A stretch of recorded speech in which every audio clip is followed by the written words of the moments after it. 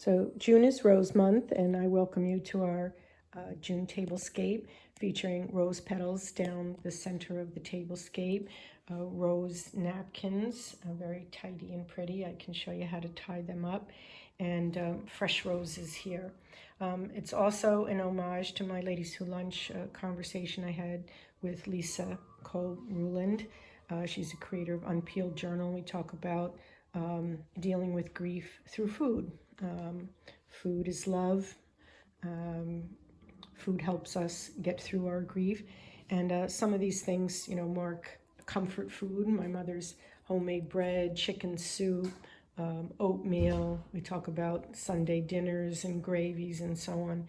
I have some markers that show the mass cards of our family members that we've lost. And here I'm celebrating Persephone. She was the goddess of agriculture and the underworld. And as a Greek mythology, they planted parsley on top of the graves. So I thought that would be a fun way to talk about rituals and mythology having to deal with comfort food and grief.